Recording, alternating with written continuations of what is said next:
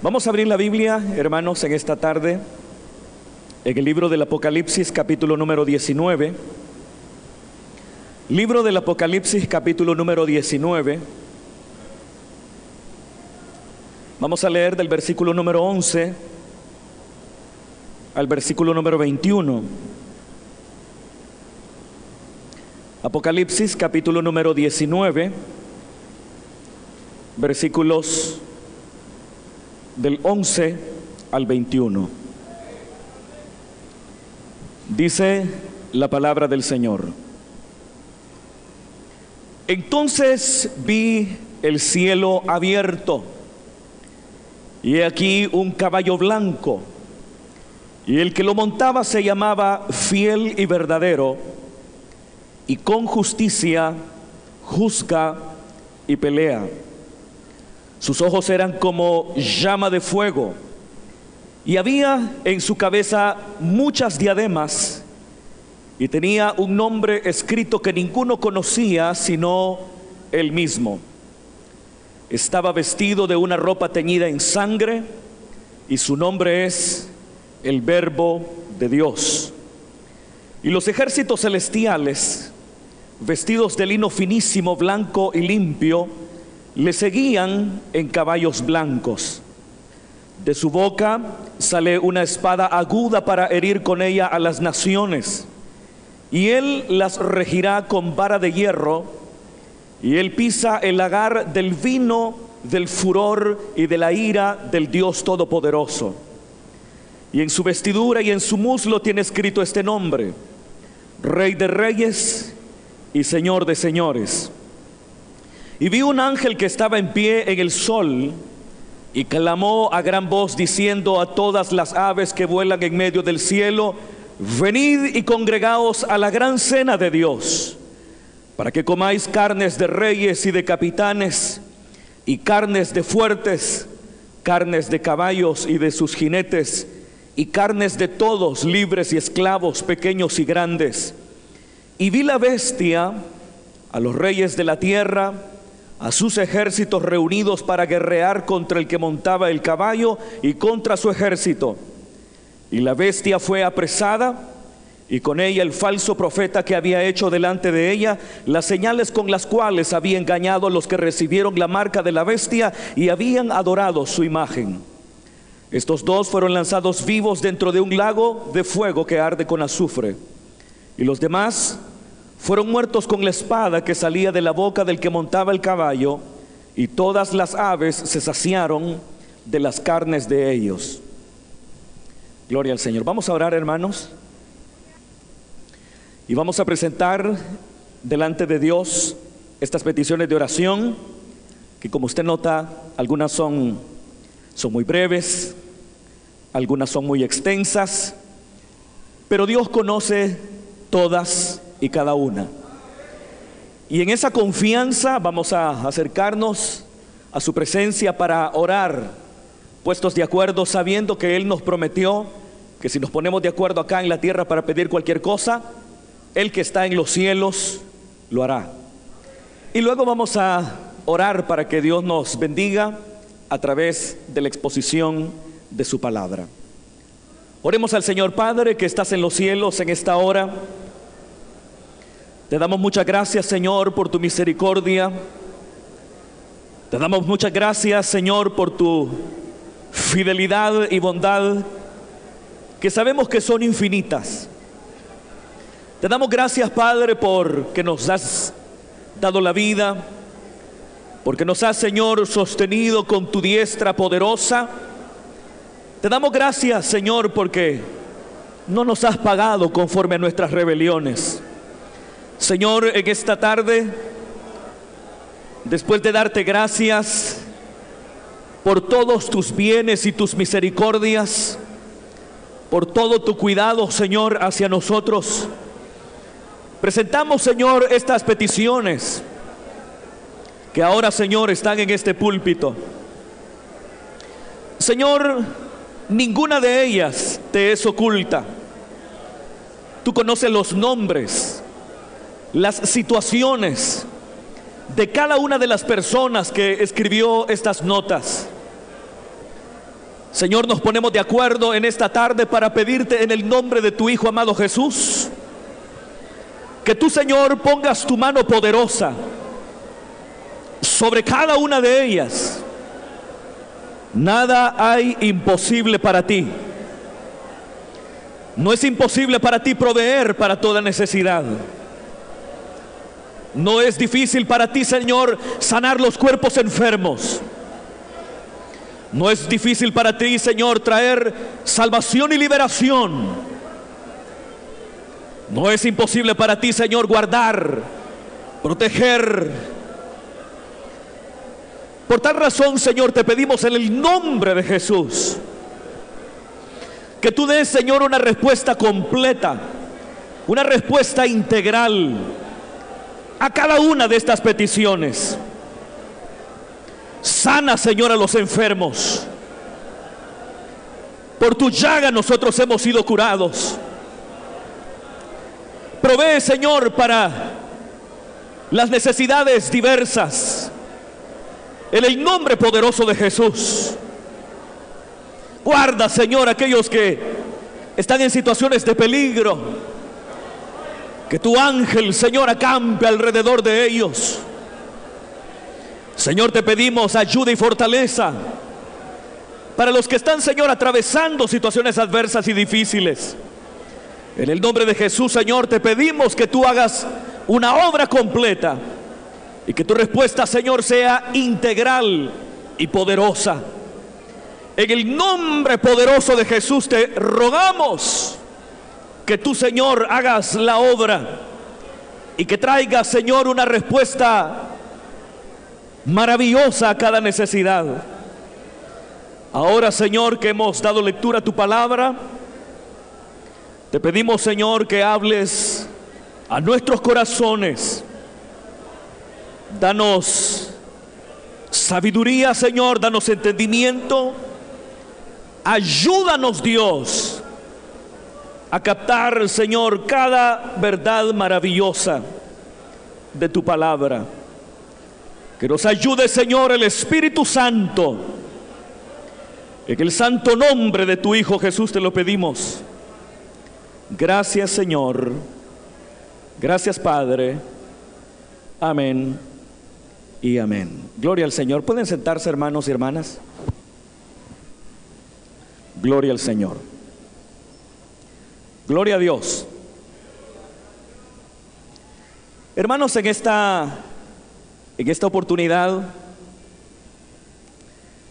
vamos a continuar reflexionando y estudiando aquellos temas que atañen a la escatología bíblica. El término escatología es un término que nos habla acerca de las últimas cosas. Es una palabra compuesta del término griego escatón y logos, que, como digo, tiene relación con el estudio de las últimas cosas, es decir, el estudio de lo que la Biblia dice que ocurrirá en el tiempo del fin. En esta ocasión, hermanos, el tema que nos corresponde abordar es el tema de la segunda venida de Cristo. Cuando nosotros vamos, hermanos, a la palabra del Señor, nos daremos cuenta que uno de los temas más recurrentes en el Nuevo Testamento es el tema que tiene relación con la venida del Señor. Nadie puede llamarse a sí mismo cristiano o creyente si pone en tela de duda la realidad de lo que en muchos pasajes de las Escrituras se dice con respecto al retorno glorioso de nuestro gran Dios y Salvador Jesucristo. Se conoce como la segunda venida porque nosotros sabemos que el Señor Jesús en su primera venida tomó forma humana, se anonadó hasta lo sumo y se hizo obediente hasta la muerte y muerte de cruz.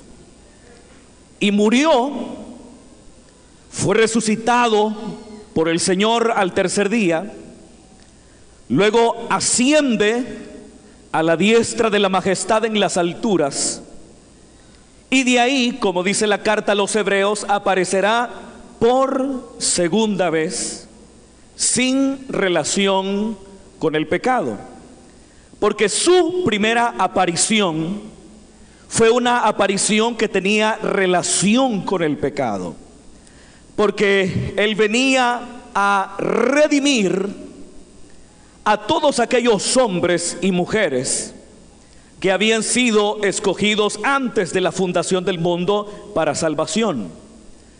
Entonces la venida del unigénito del Padre, su primera venida, estuvo estrechamente ligada con el tema del pecado, porque justamente vino para redimirnos de las consecuencias eternas del pecado.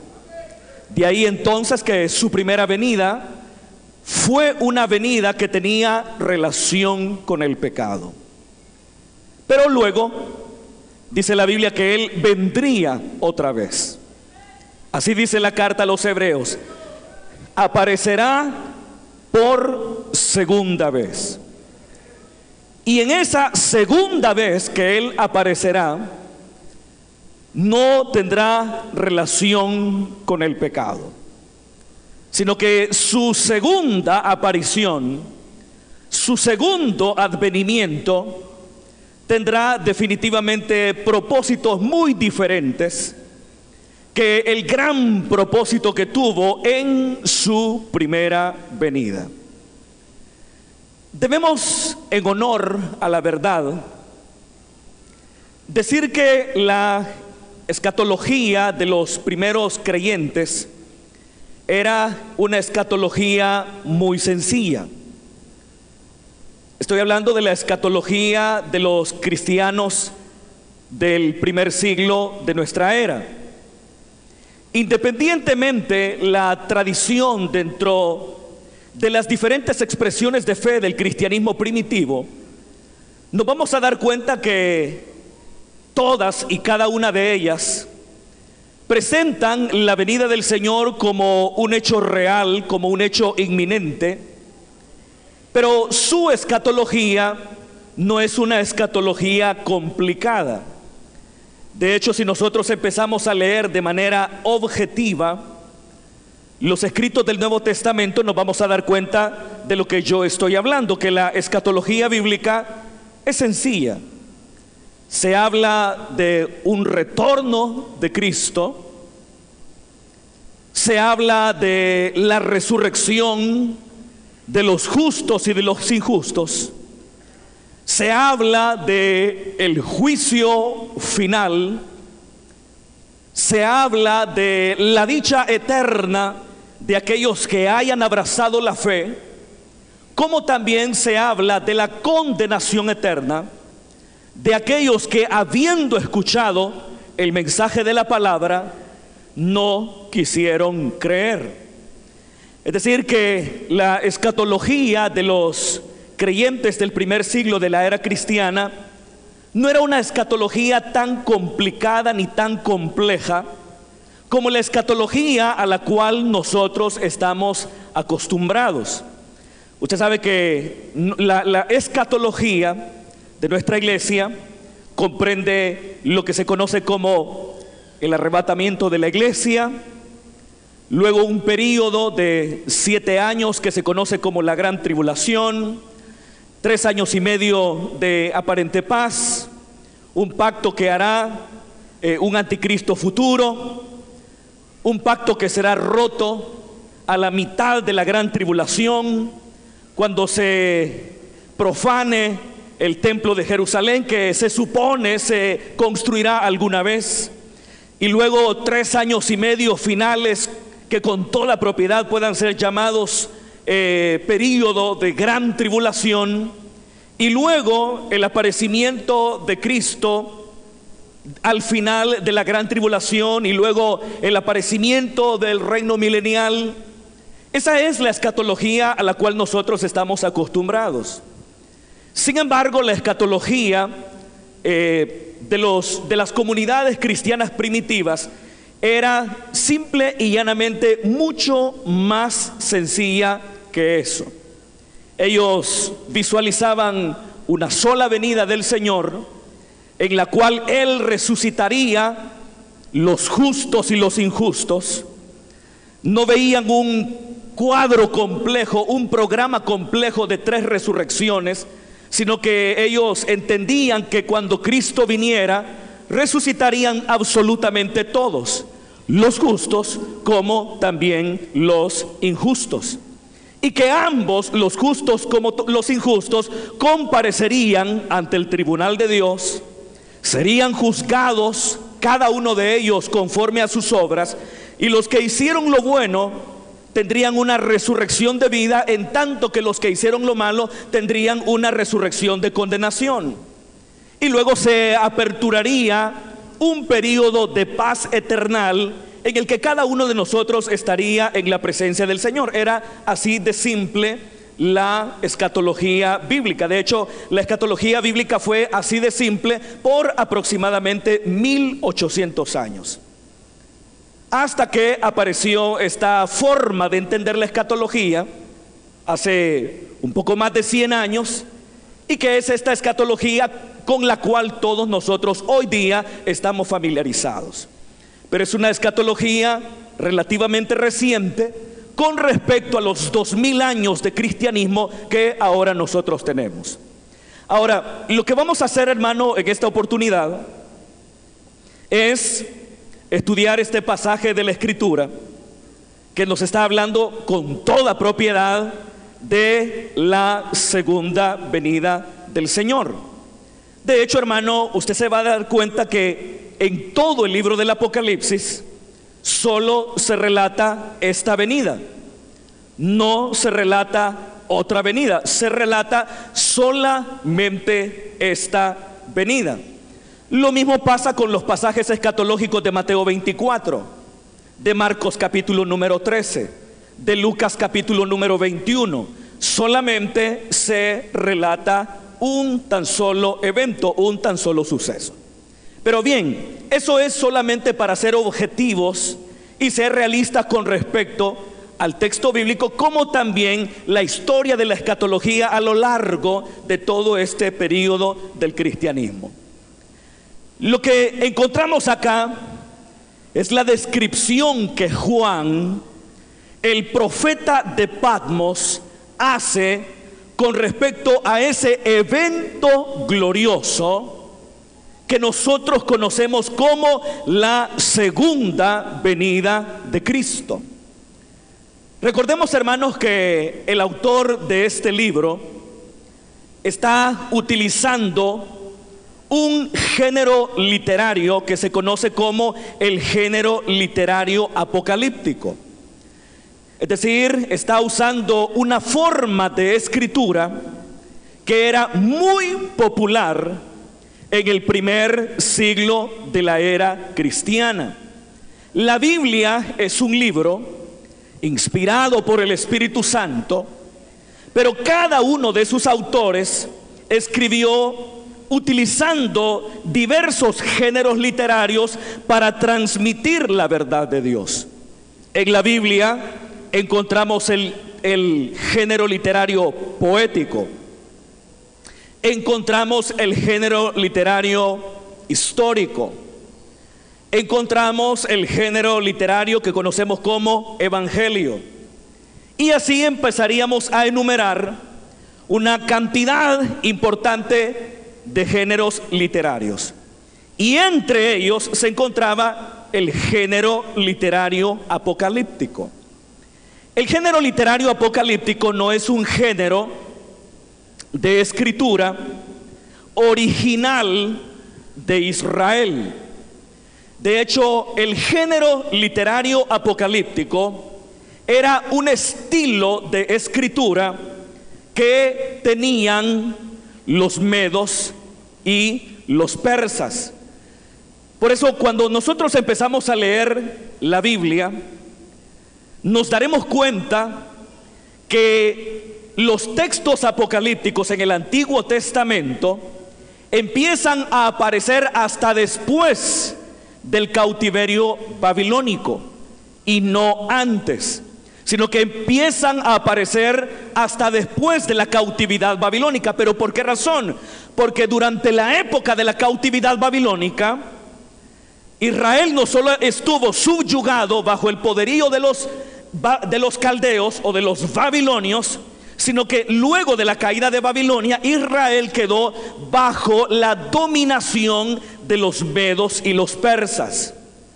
Y los medos y los persas eran los que habían desarrollado este género de escritura que hoy día nosotros conocemos como el género literario apocalíptico. Es decir, en la mentalidad judía se introdujo una visión del futuro. Antes del cautiverio babilónico, toda la escritura judía tenía que ver con hacer un análisis de la vida actual y hacer un recordatorio de los años pasados. Y todo lo que el hebreo preexílico creía era que cuando se muriera, su vida terminaría prácticamente en el Seol, que era un lugar lúgubre y oscuro, donde no hay ni desdicha ni tampoco hay dicha. De esa manera era la concepción que del mundo y del tiempo se tenía en el Israel preexílico. Pero cuando Israel retorna del exilio, habiendo tenido ya contacto con la cultura medo-persa y también con sus géneros literarios, es que se introduce en la mentalidad judía esa visión de futuro, porque la literatura apocalíptica lo que hace es que mira hacia adelante, que mira hacia el futuro. Pero ya lo dije, esa visión de futuro es una visión de futuro que adopta Israel al familiarizarse con la escritura de corte apocalíptico que se tenía en el imperio medo-persa. Entonces, el Apocalipsis no es el único libro que ha sido escrito en género literario apocalíptico. De hecho, dentro de el Israel post-exílico existía una gran cantidad de libros apocalípticos. Por ejemplo, tenemos el libro que se llama el libro de Enoc. Ese es un libro de corte apocalíptico post-exílico, escrito antes de que se iniciara el Nuevo Testamento. Entonces, de hecho, usted sabe que del libro de Enoc es de donde toma Judas aquella famosa cita que dice: vi al Señor con sus santas decenas de millares. ¿Se recuerdan de ese texto bíblico, verdad? Es un texto bíblico que el autor de la carta que nosotros conocemos como de Judas lo toma de un libro apócrifo apocalíptico que se conoce como el libro de Enoc, el libro de la asunción de Moisés, el libro de los oráculos sibilinos. Todos esos eran libros escritos por judíos piadosos que utilizaron el género apocalíptico para mostrar cómo llegaría un día en que el Dios de Israel irrumpiría en la historia, derrotaría a los enemigos de su pueblo y establecería su reino permanente de paz y de justicia con una supremacía judía innegable. Esa era la mentalidad de los judíos, y muchos de ellos escribieron en género literario apocalíptico. Y una de las características del género literario apocalíptico es que usa mucho el símbolo, la simbología, la numerología. Utiliza mucho los colores, porque los colores tienen un significado. De hecho, nosotros vemos el libro del Apocalipsis que habla de un caballo rojo, de un caballo blanco, de un caballo amarillo, de un caballo negro. Se habla del color púrpura, que es un color de el emperador romano de aquella época. Se utiliza también mucho la numerología. Se utilizan mucho los múltiplos de números importantes como el 12, números importantes como el 4 también. Tenemos ahí 144,000 sellados, ¿verdad? Que es la operación matemática de multiplicar 12 por 12 por 1000 o 12 por 100 y luego por 12 otra vez. Tenemos el número 1000 también en el caso del capítulo 20 del libro del Apocalipsis. Entonces se utiliza mucho la numerología que no deberá ser tomada de forma literal, porque si tomamos de forma literal la numerología, estaremos haciendo decir al libro del Apocalipsis más de lo que simple y llanamente quiso decir Juan, el profeta de Patmos. Entonces, por eso, para estudiar el libro del Apocalipsis, uno tiene que estar familiarizado con la literatura apocalíptica, porque de lo contrario, nosotros crearemos una serie de hipótesis, de teorías, de presupuestos o de afirmaciones que extrañarían hoy día al mismo profeta de Patmos, porque él mismo diría: yo jamás quise dar a entender eso que ahora se enseña con respecto a este libro que escribí inspirado por el Espíritu Santo. Entonces ahora vemos cómo Juan, el profeta de Patmos, yo le digo el profeta de Patmos porque en ninguna parte en Apocalipsis se le dice apóstol, sino que se le dice profeta. Y de Patmos porque este Juan que escribe, que se llama a sí mismo profeta y no apóstol, escribe mientras se encuentra exiliado en una isla de Patmos. De ahí que yo prefiero utilizar el término Juan el profeta de Patmos, porque ese término sí tiene asidero bíblico, cualquier otro término no. Entonces, cuando nosotros vemos cómo Juan, el profeta de Patmos, describe la segunda venida de Cristo, la gloriosa venida de Cristo, vamos a darnos cuenta que la describe al estilo apocalíptico. Y describiendo la gloriosa venida de Cristo, el glorioso retorno de Cristo enfatiza una serie de elementos que yo quiero que visualicemos en esta oportunidad. Entonces me voy a centrar en el pasaje, más que simplemente tratar de enfocar la segunda venida de Cristo con los eventos sucedáneos o los eventos que se encuentran en su entorno de acuerdo a nuestra concepción escatológica.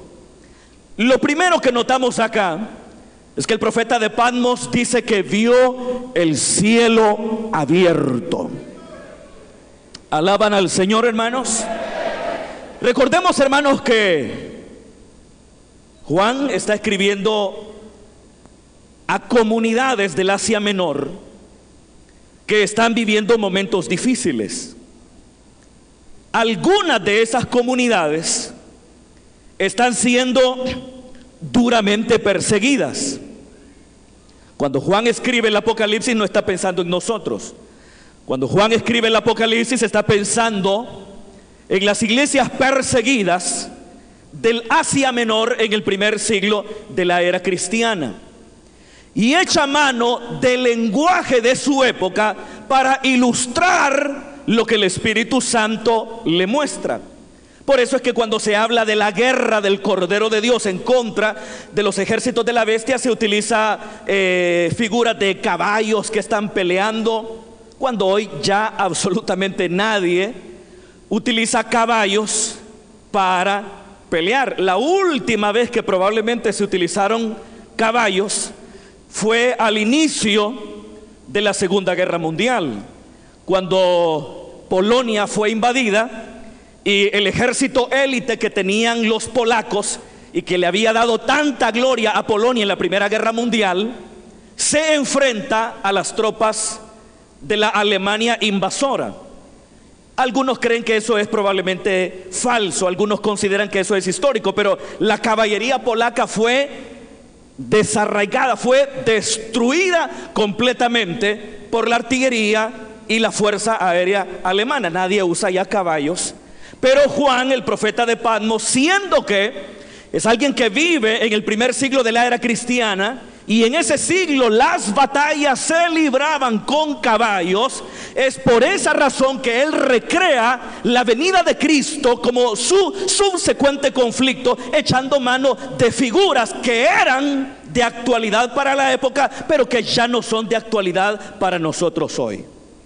Entonces lo que él ve es el cielo abierto.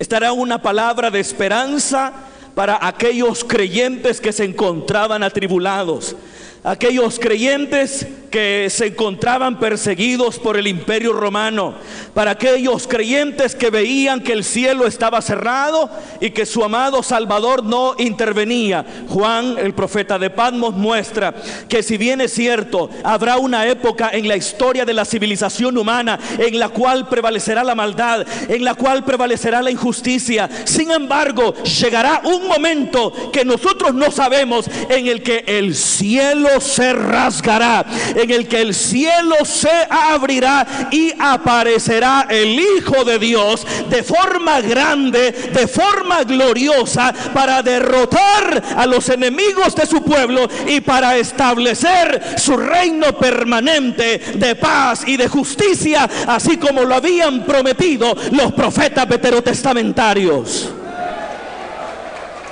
Pero fíjese cómo presenta Juan: vi el cielo abierto. Un elemento, es una forma muy simbólica de presentar la intervención divina. Cielos abiertos equivalen a intervención divina.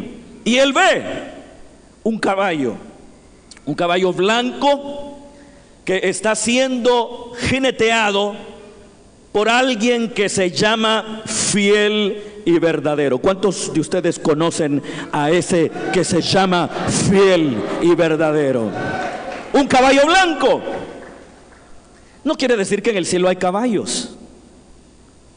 Es una forma simbólica de describir a Cristo como conquistador. Porque en el Imperio Romano, cuando un general romano vencía, entraba a Roma montando un caballo blanco. Entonces, la figura de un caballo blanco era una imagen que evocaba victoria para todas aquellas personas que vivían durante la época del Imperio Romano. El caballo blanco evocaba conquista, evocaba victoria. Y por tal razón, Juan, el profeta de Patmos, describe en forma simbólica a Jesús de Nazaret cabalgando en un caballo blanco. Y más que ponernos a pensar si hay caballos en el cielo o de qué comerán los caballos en el cielo, que eso sería una gran pérdida de tiempo, lo que tenemos que ver es el símbolo, es la idea que a través del símbolo quiere transmitir Juan, el profeta de Patmos. ¿Y cuál es la idea que desea transmitir? Que Cristo, cuando regrese por segunda vez, vendrá como conquistador. Hay gente que dice: si el Señor vuelve otra vez, lo volvemos a crucificar. Ya he escuchado a gente blasfema que habla en esos términos. Hay gente blasfema que habla en esos términos. Pero ahí se van a estar, hermano. Porque como ya lo dijimos, en su primera venida sí vino con relación al pecado. Tomó forma humana, se humilló a sí mismo, fue obediente hasta la muerte y muerte de cruz.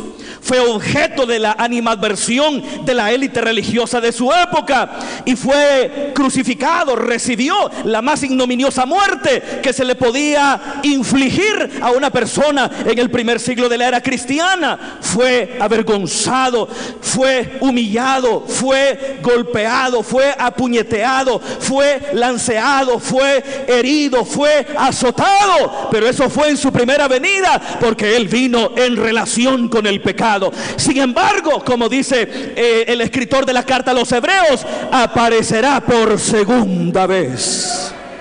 Aparecerá por segunda vez. ¿Cuánto dan gloria a Dios, hermanos?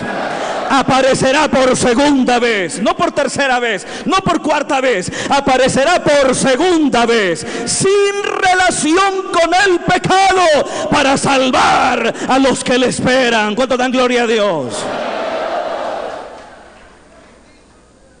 Y dice acá que viene en un caballo blanco, y vea cómo el profeta de Patmos empieza a presentarnos las características de ese maravilloso jinete. Dice que él es fiel y que él es verdadero. Fíjese, hermano, qué interesante los elementos que a Juan le interesan poner de relieve cuando describe la segunda venida de Cristo. Muchas veces nosotros, cuando hablamos de la segunda venida de Cristo, ponemos énfasis en sucesos, que muchos de ellos son más especulación que otra cosa. Entonces ponemos énfasis en sucesos. Pero Juan, el profeta de Patmos, pone énfasis en la persona que vendrá. Y dice que esa persona se llama fiel. Porque el Señor, hermano, es fiel a su palabra. Alguien podrá decir, hermano, ¿y por qué está hablando de la fidelidad del Señor? ¿Por qué está hablando que el Señor es verdadero si estamos hablando del evento escatológico de la segunda venida de Cristo? No me pregunte a mí, pregúntele a Juan, el profeta de Patmos, porque enfatiza esos elementos que caracterizan a la persona de Jesús, teniendo como contexto inmediato su segunda aparición. Es él quien lo ha hecho. Y dice, él se llama fiel. Porque Él es fiel. Él es fiel con nosotros. Él no miente. Por eso dice acá, hermano, que Él es verdadero. Nosotros no esperamos a un mentiroso. Nosotros no esperamos a un charlatán. Nosotros esperamos a uno que es fiel, que ha hablado su palabra, y esa palabra que ha hablado la cumplirá. Es verdadero. Es decir, en su palabra no hay engaño. En su palabra no hay mentira. Y dice la Biblia que otra característica de ese jinete que viene, de ese maravilloso rey que viene, es que Él es justo. Y esa justicia se manifestará y se manifiesta en dos cosas: en el juicio y también en las batallas. Nosotros como seres humanos somos injustos a la hora de juzgar, porque nosotros arguimos sobre la base de lo que ven nuestros ojos. Especulamos acerca de la vida de las personas. Sin embargo, Jesús, del que nos está hablando el profeta de Patmos, Él no especula. Él no arguye sobre la base de lo que ven los ojos, sino que cuando Él juzga, y un día todos los seres humanos compareceremos ante el tribunal de Dios, no hay ninguno de nosotros que se escapará. Ninguno de nosotros, todos los seres humanos, comparecerán un día ante Dios. Llámese el bemá de Cristo o el tribunal de Cristo, o llámese el juicio del gran trono blanco, independientemente cómo se le llame, todos los seres humanos compareceremos ante el tribunal de Dios. Y todos nosotros seremos juzgados conforme a nuestras obras. Ningún ser humano escapará al juicio divino. Eso es lo que dice el libro del profeta Amós. Aunque subieres a lo alto y en las estrellas pusieres tu nido, de ahí te derribará mi mano. Y si te escondieres entre tus enemigos, ahí mandaré la espada y te matará. Y si te fueres a lo profundo de la mar, ahí enviaré la serpiente y te morderá. Los juicios del Señor son ineludibles. Ningún ser humano se escapará al juicio de Dios. Todos absolutamente compareceremos ante su tribunal, ante su trono. Y cuando Él juzga, lo hace con justicia. Con justicia. Pero también dice que Él hará guerra en contra de sus adversarios. Hará guerra cuando Él regrese en contra de todas las potencias mundiales que se oponen a Él, que se oponen a su reino. Batallará contra todas ellas, pero su batalla será justa. Hoy día no hay ninguna guerra que sea justa. ¿Me están escuchando, hermanos? No hay ninguna guerra que sea justa. Porque ¿cuál es el motivo de las guerras? La avaricia, la mezquindad humana, los intereses de los grandes, los intereses de los poderosos. Esos son los móviles de las guerras. Padecen víctimas inocentes. Llámenle como le llamen. Ataque en defensa personal o respuesta en defensa personal, llámenle como le llamen, no hay ni un conflicto armado que sea justo. Ya lo dice la carta de Santiago. ¿De dónde vienen las guerras? Dice Santiago. De nuestras pasiones. No hay guerra que sea justa. Siempre hay víctimas inocentes. Niños que mueren, ancianos que mueren, hombres, mujeres que mueren, que no tienen nada que ver en los conflictos. Y si no mueren, son golpeados por ellos. Nunca ha habido, no hay, ni habrá una guerra que sea justa, jamás. Ni Dios está del lado de ninguna nación peleando militarmente por defenderla. Del lado de ninguna. Porque Dios detesta la guerra. Ese es el Dios que nos presenta Jesús de Nazaret. Un Dios que no tiene nada de guerrerista. Un Dios que no tiene nada que ver con las armas. Un Dios que no lanza ni detiene misiles, de ninguna manera. Dios no está peleando del lado de ninguna nación, militarmente hablando, porque toda guerra es injusta.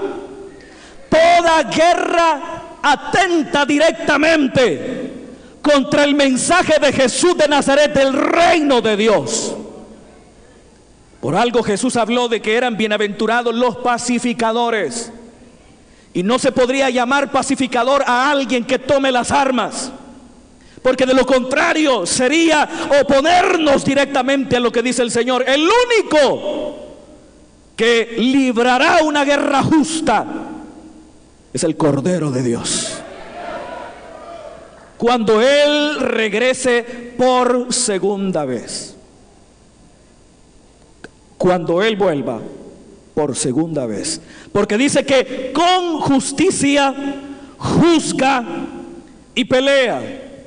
Sus ojos son como llama de fuego. Vea usted las descripciones apocalípticas que el profeta de Patmos da. Sus ojos como llama de fuego. Otra vez, Juan recurre al simbolismo, porque no es que los ojos del Señor sean así. De hecho, usted se dará cuenta cómo Juan describe de diferentes maneras a Jesús en este libro. Por ejemplo, en los primeros capítulos del Apocalipsis describe a Jesús degollado y con 7 ojos. ¿Ya leyeron ese pasaje, hermano? Así dice Juan que vio a un cordero degollado y en pie delante del que estaba en el trono. Y ese cordero degollado tenía 7 ojos, ¿verdad? ¿Es literal eso, hermano? No es literal, porque el Señor no tiene 7 ojos, solo tiene 2. Pero era una manera simbólica de mostrar a Jesús resucitado, porque nadie que está degollado está en pie. Pero si está degollado y está en pie, quiere enfatizar a Cristo resucitado. Y si habla que tiene 7 ojos, lo que está enfatizando es que Él lo ve todo. Y aquí una vez más, el profeta de Patmos está diciendo que el Señor tiene ojos como llama de fuego. ¿Pero qué quiere decir eso? Que todo lo examina, que todo lo ve. Nosotros no nos podemos esconder del Señor, porque sus ojos son como llama de fuego. Dicen amén. Versículo 12, siempre en el 12. Y había en su cabeza muchas, ¿qué dice? Habían muchas diademas. La palabra diadema es un término griego que quiere decir corona. De hecho, en el Nuevo Testamento hay 2 palabras que se utilizan para referirse a las coronas. El término diadema, que está acá y que no está traducido en nuestra Biblia, y el término estéfanos. Esos son los 2 términos griegos que traducidos al español quieren decir corona. Diadema y estéfanos. Pero hay una diferencia entre estos 2 términos.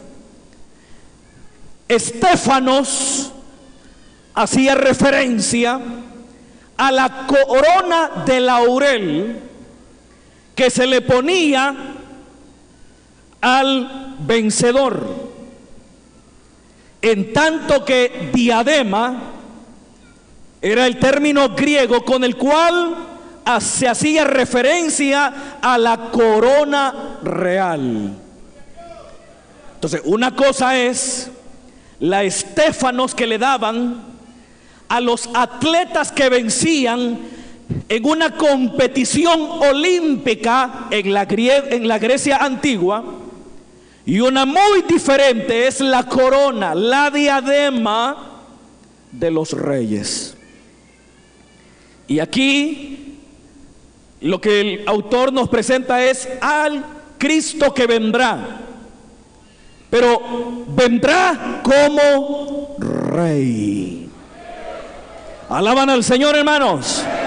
Él vendrá como rey, pero no viene con una sola corona, sino que dice la Biblia, eran muchas las coronas.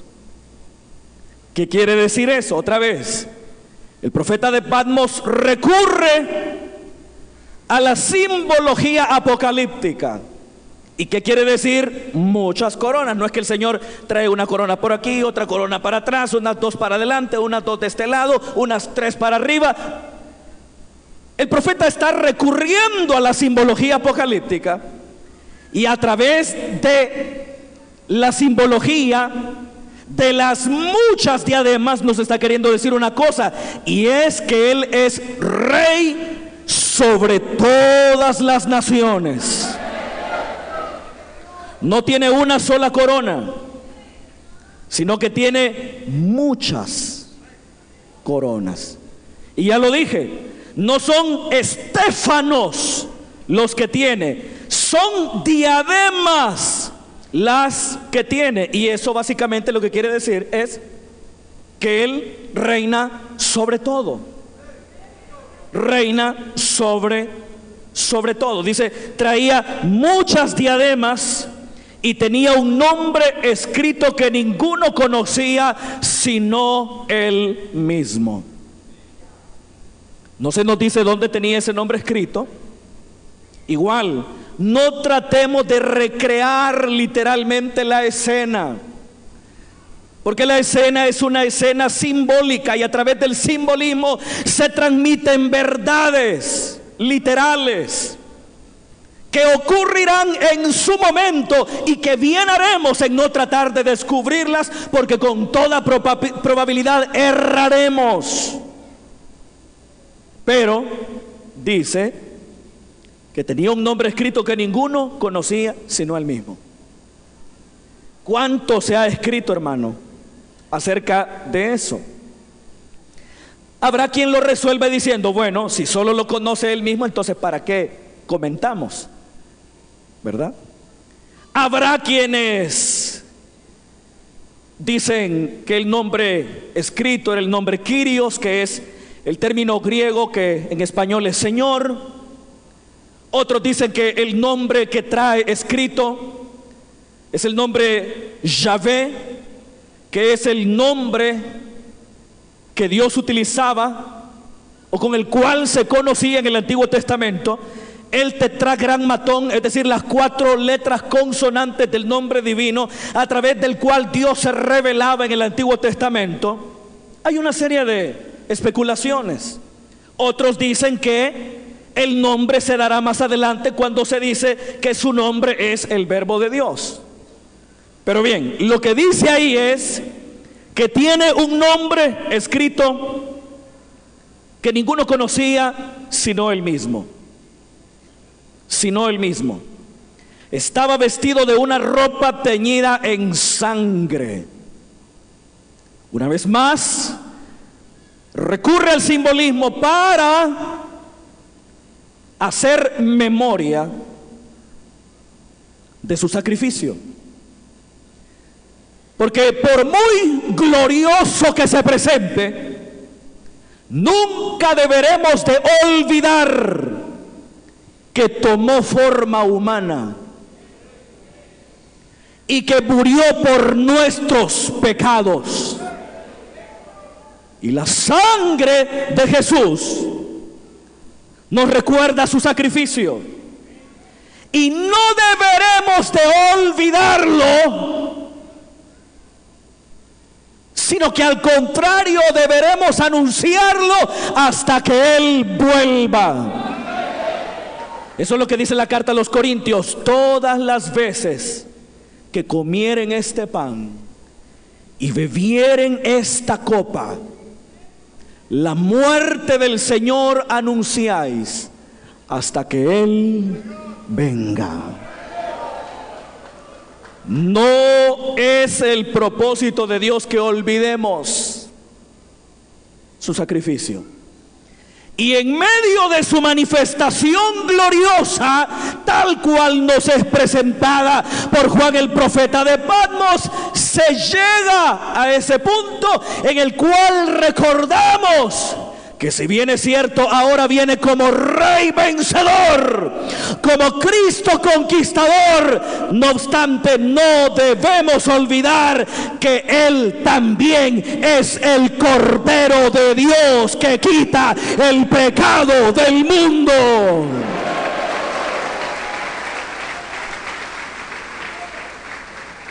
Una ropa teñida en sangre. Y dice la Biblia, y su nombre es el Verbo de Dios. El Verbo de Dios, o la palabra de Dios, porque habrá otras Biblias que no traducen el Verbo de Dios. el logos de Dios, sino que traducen la palabra de Dios. Pero la palabra, de acuerdo a la concepción hebrea de la palabra, en la concepción hebrea de lo que era la palabra, era algo que tenía poder. La palabra de Dios tiene poder. Con ella creó los cielos y la tierra, y todo cuanto ahora existe fue hecho de la nada por la palabra de Dios. ¿Cuál es su nombre? La palabra de Dios, o el verbo de Dios, hablando del poder de su palabra. Y los ejércitos celestiales vestidos de lino finísimo, blanco y limpio, les seguirán, dice también, hermano, en caballos blancos. Son, por un lado, los santos ángeles de Dios, la iglesia del Señor. Versículo 15: de su boca sale una espada aguda para herir con ella a las naciones. Una vez más, recurriendo al símbolo, presenta a Jesús como un rey de cuya boca sale una espada. Igual, no entendemos esto en términos literales. Lo que el profeta nos está diciendo es que de su boca sale una palabra. Pero es una palabra que tiene poder para salvar, pero que también tiene una palabra para castigar. Porque cuando el autor de la segunda carta a los tesalonicenses habla de la segunda venida del Señor, él dice que al inicuo, al impío lo matará con el espíritu de su boca. Quiere decir que esta palabra tiene poder para salvar. Y ahora estamos en el tiempo de Dios. Ahora es el tiempo de la salvación. Pero si no oímos esa palabra y no atendemos su mensaje con la inmediatez que debe ser atendida, entonces con esa misma palabra seremos destruidos. El mismo Jesús lo dijo: yo no juzgo a nadie, tengo quien le juzga, mi palabra. Entonces con esa misma palabra juzgará a las naciones, destruirá a las naciones, destruirá al impío, destruirá a los impíos. La espada, y dice que las regirá con vara de hierro. Esta es la tercera ocasión que la frase regirá con vara de hierro aparece en el libro del Apocalipsis. ¿Y dónde aparece por primera vez esa frase? En el Salmo capítulo número 2. Y el Salmo capítulo 2 es un salmo mesiánico, que no solamente hace alusión a los padecimientos del Mesías, sino al reino futuro que el Mesías establecería en el día postrero. Es decir, regirá a las naciones con autoridad. Hoy estamos tan carentes de una verdadera autoridad. Pero cuando el Señor reine para siempre, Él regirá todas las naciones con vara de hierro. Y dice además: y Él pisa el lagar del vino del furor de la ira del Dios Todopoderoso. Es decir, que su segunda venida también implicará un día de ira. ¿Me oye? Aquí se presenta a Jesús como el que pisa el lagar de Dios. Usted sabe que el lagar era una especie de pileta, y en esa pileta se tiraban las uvas. Entonces, Cervino, lo que hacía la gente era que con pies descalzos empezaban a pisar las uvas. Y esa pileta tenía unos orificios a través de los cuales salía el jugo de la uva. Entonces era así como se hacía vino en la antigüedad. Tiraban las uvas en el lagar y la gente con pies descalzos empezaba a pisar las uvas. ¿A cuánto les hubiera gustado tomar de ese vino? Bueno, si hubieran vivido en el primer siglo de la era cristiana, definitivamente les hubiera tocado. Nos hubiera tocado. Pero aquí se presenta a Jesús como el que pisa el lagar de la ira de Dios, y que en su cáliz se lo da a beber, o se la da a beber pura. ¿El qué? La ira a todas las naciones. Jesús, cuando venga por segunda vez, traerá juicio. Traerá juicio. Él pisa el lagar de Dios, de la ira del Dios Todopoderoso. En su vestidura, vamos a ir rápido porque el tiempo se nos acabó, y en su muslo tiene escrito este nombre: Rey de Reyes y Señor de Señores. Él vendrá así, no como manso cordero, sino como el Rey de Reyes y el Señor de los Señores. Y dice la Biblia que Juan el profeta de Patmos ve un ángel que está en pie en el sol. Otra vez la simbología apocalíptica. Y clamó a gran voz a todas las aves que vuelan en medio del cielo, y le dicen: vengan y congréguense a la gran cena de Dios, para que coman carnes de reyes, de capitanes, carnes de fuertes, carnes de caballos y de sus jinetes, y carnes de todos, libres, esclavos, pequeños y grandes. Y vea usted, y vi a la bestia, a los reyes de la tierra, a sus ejércitos reunidos para guerrear contra el que montaba el caballo y contra su ejército. Aquí se nos habla ya de la bestia y del falso profeta, que son, entre otras cosas, una representación de todos los poderes que se han opuesto históricamente al reino de Dios, y que batallan contra el que está sentado en el trono, y que continuarán batallando hasta que el Señor los confronte y los derrote.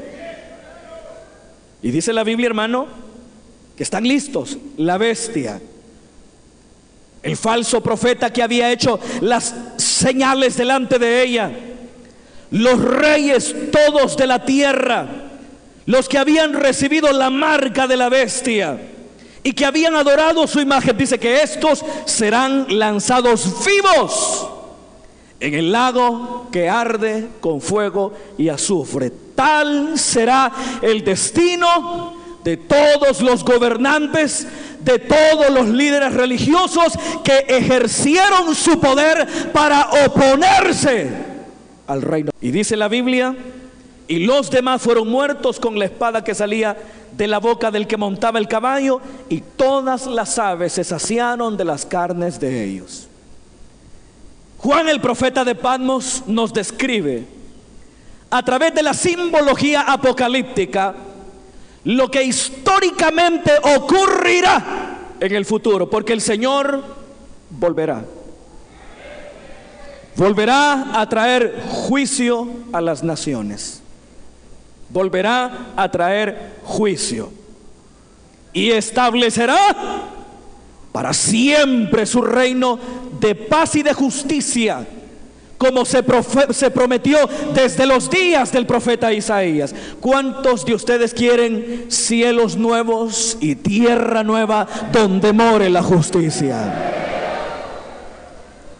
Por el momento no se puede.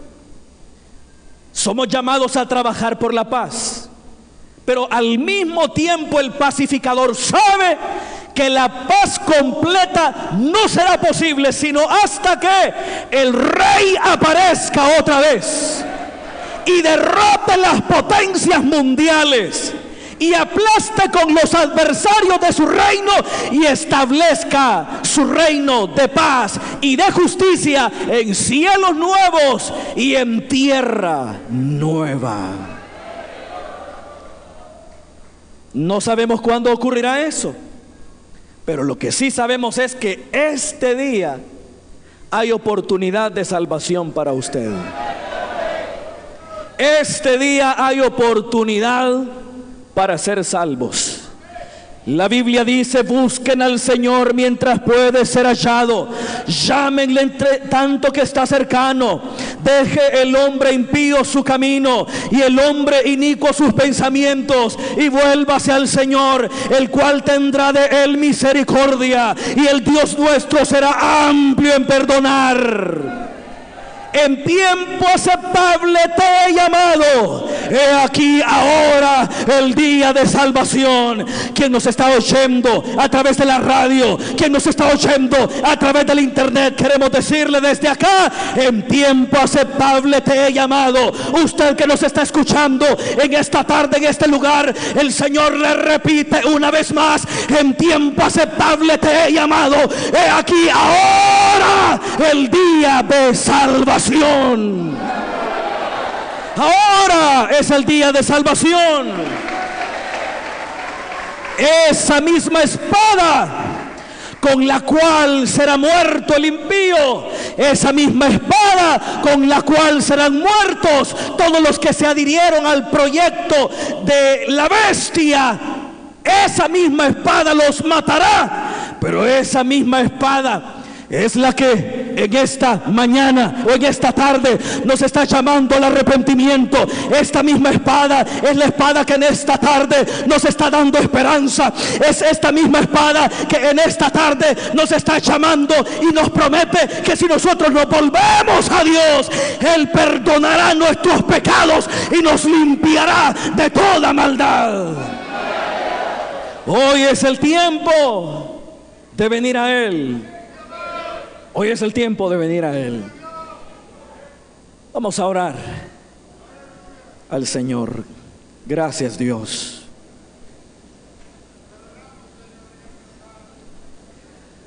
Mientras todos están orando al Señor, quiero brevemente hacer un llamado a toda persona que le quiere dar su vida a Jesús por primera vez o se quiere reconciliar. Ahí donde se encuentra, levante su mano. El Señor nos ha hablado en esta tarde. Él vendrá otra vez. Él regresará por segunda vez. Entre otras cosas, será una venida de juicio. Pero no tenemos por qué ser objeto del juicio divino, sino que al contrario, la invitación que Dios nos hace de volvernos a Él, la hace con el propósito que nosotros seamos libres de la ira venidera. Eso es lo que dice la carta a los tesalonicenses, que Jesús nos libra de la ira venidera. Y la única manera de ser libres de la ira venidera es entregándonos a Jesús. Si en esta tarde quiere alguien darle su vida a Jesús por primera vez o reconciliarse, le invito a que levante su mano ahí donde está. No voy a extenderme en este llamado, porque el tiempo se agotó. Pero si hubiera alguien que sabe que no está a cuentas con Dios, que necesita arrepentirse o que necesita reconciliarse con Dios, hoy es un buen momento. Acá viene un joven, que Dios lo bendiga. ¿Habrá alguien más? Levante su mano ahí donde está y diga: yo quiero ser liberado de la ira venidera. Aquí viene otro joven también, Dios lo bendiga. Si alguien sabe que está lejos del Señor,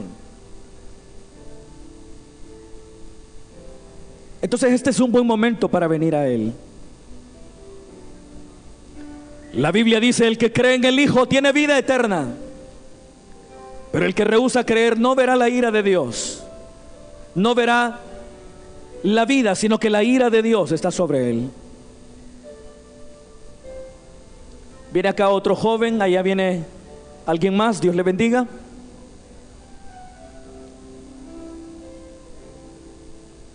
Gloria al Señor. ¿Habrá alguien más que esta tarde dice: Señor, me vuelvo a ti hoy?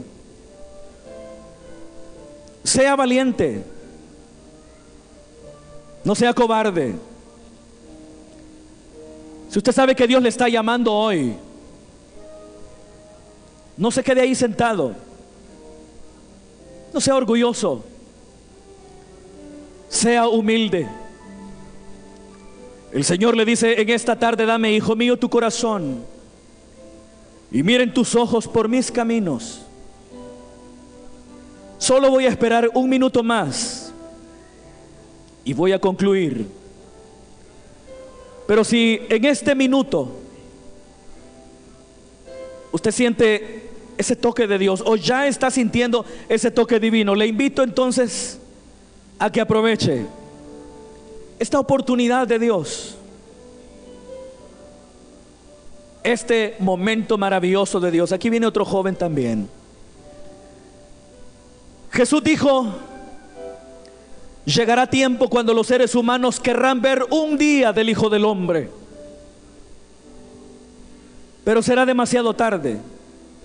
Hoy Jesús le llama: vuélvase a Él. En esta tarde quiero invitarle a todos que oremos por estas vidas que hoy están acá al frente. Padre que estás en los cielos, en esta tarde, Señor, te damos muchas gracias por estas vidas que en esta tarde, Señor, vienen hoy delante de ti. Están, Señor, atendiendo a tu palabra. Tu palabra promete perdón de pecados. Te pedimos, por tanto, que la sangre que tú derramaste en el Gólgota les limpie de todo pecado y de toda maldad. Tu sangre derramada tiene poder para limpiar. Limpia sus pecados ahora. Borra sus rebeliones. Deshace como nubes sus iniquidades. Señor, séllalos con tu Espíritu Santo. Hazles nacer de nuevo si no han nacido de nuevo. Restáurales con tu poder si se están volviendo, Señor, hoy a ti. Rompe las amarras de pecado y que la obra que tú empiezas ahora la perfecciones hasta el día de Jesucristo. Gracias, Dios.